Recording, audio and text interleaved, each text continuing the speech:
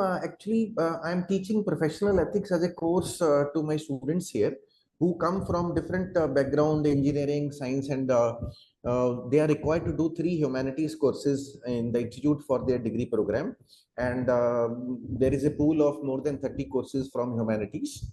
And professional ethics that I teach, that is one course. The other course that I'm teaching, that is applied philosophy. And CSR is a topic in professional ethics course that I have been teaching, and it's a mutual learning. Whatever they are that way asking and that way contributing, whatever I am able to contribute with the help of text material and my own reflection on that. So that is somewhere growing up because now I'm into my 26th year of this teaching. So what I do, I take the that way topic generally from my teaching and I take it to the level of research. So I was always that way interested in CSR also as a subject. And somewhere I was facing certain confusions, ambiguities in the that way understanding of CSR as a topic. And the students were also that way contributing that this is not clear, that is not clear. So there are like, because on the one side you are saying CSR is good as an ethical initiative, and on the other side you are saying no, managers should not be doing CSR, they are employed for profit only. So that kind of conflict was always there, that was creating ambiguity, that as a business manager, should I be really doing CSR, or should I be simply caring for profit of my company? So somewhere perceptual ambiguity or definitional ambiguity or maybe argumentative ambiguity, that was indicating that particular fundamental conflict. So somewhere then I kept on studying, talking to them, and then I could that way finally do some part of it and present in the conference in the form of presenting that set of ambiguities, and then suggesting that with the help of study material and thinking and contribution of students, then I somehow talked to the people in the conference on 10th July this last month in Bangkok, where it was a matter of exposure that I could talk to them and talk about that yes, there can be a solution to that also, that if a manager is caring for all the stakeholders instead of only shareholders who are constituting only one group of stakeholders, if he is caring for all stakeholders, employees, customers, local community, then definitely that can be a proper approach to CSR that can help him to overcome the conflict or the ambiguities also. So then in brief, that is what I was just trying to do.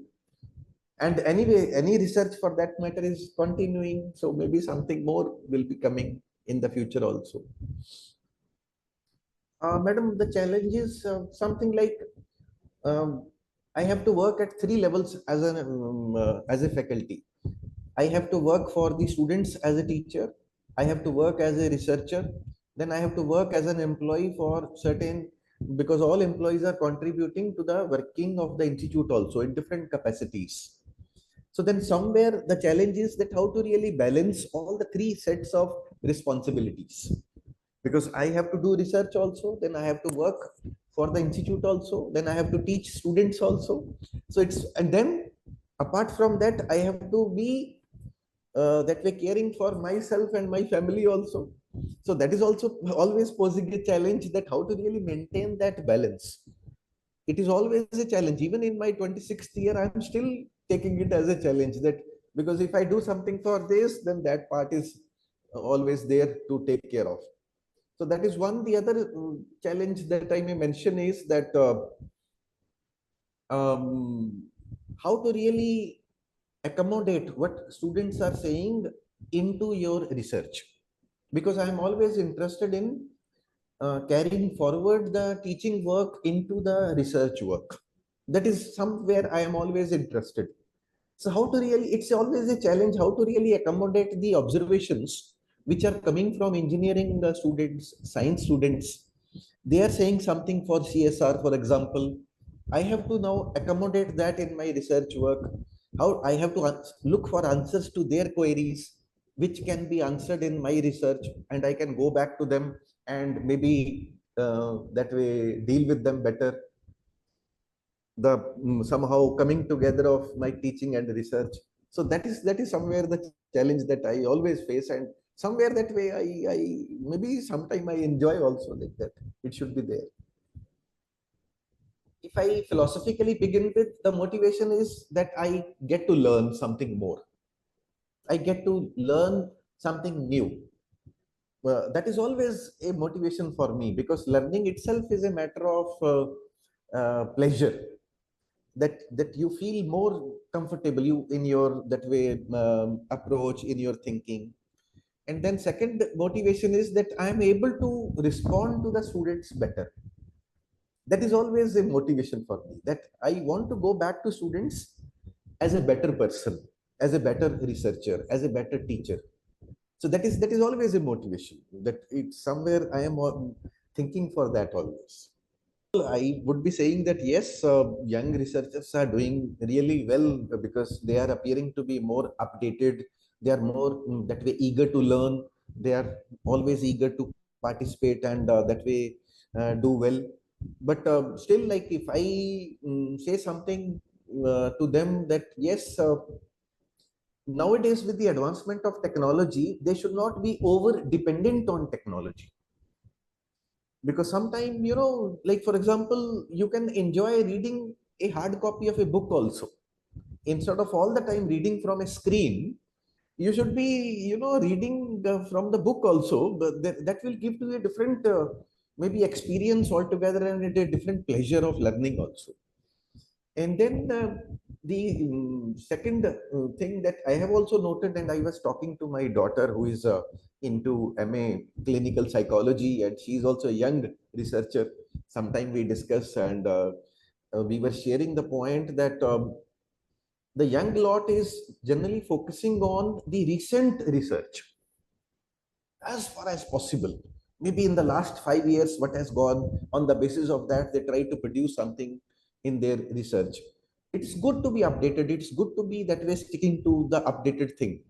But we were discussing that there is always a need to go back in the past also, because we should not be shying away from what has gone in the remote past. What Aristotle was saying, what Sigmund Freud was saying. We love discussing Sigmund Freud, me and my daughter, sometime going back in the remote past, and then making use of that in your current research, instead of focusing all the time on the very, that way latest research only that has gone, and then you focus on that and produce your research based upon that. I would be saying that try to go back as far as possible, and try to dig deeper also, for your maybe better outcome of learning and better outcome of your research. It was my fourth that way presentation in Eurasia Research sponsored conference. Uh, like two times I have done it online, Seoul, South Korea, and then Bali, Indonesia. I couldn't go. I just managed online. I was given the permission, because it was like that mode, that both options were there. Then before that, I had gone long back to this Malaysia also myself, physically attending that happened. And this time in July, I could go for the fourth time to Bangkok, Thailand. It is always a matter of that way pleasure of listening to scholars, researchers from different parts of the world, who are speaking in different areas of humanities and social sciences. It is always a matter of learning. It's always a matter of exposure, listening to people from so many different parts of the world. Like in this time, if I remember, when I was there in Bangkok, people were there from Thailand, China, Malaysia, Germany, USA, Japan. So it was really a matter of that way learning, that people are speaking about their research in their areas of humanities and social sciences, speaking something that is happening in my teaching in Japan, or something happening in the agriculture sector in Thailand. So those things were really, sometimes they are giving to you altogether a different exposure. Definitely, it's a matter of great learning, and I would definitely be thanking Dr. Charles also, that he's the organizer, who is interacting in the email and helping to organize so many things. And then I would be thanking Dr. Patama also, who was chairing the session this time and organizing the whole event. She was from Thailand, and she also presented herself, her work also.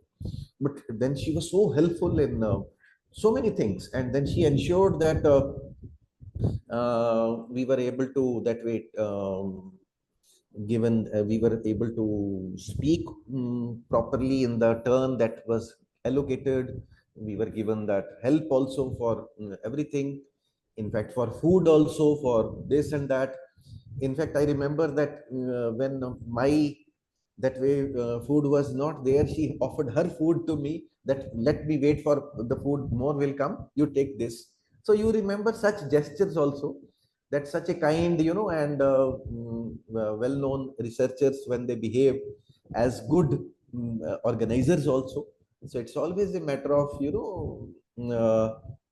that way you feel good about it, that you feel like going back to such conferences again and again, when such kind of atmosphere is provided by, that way such platforms. So I once again thank Dr. Charles, like, for giving to me this kind of opportunity, and I would be definitely going in future also that way. It's always definitely looking forward to.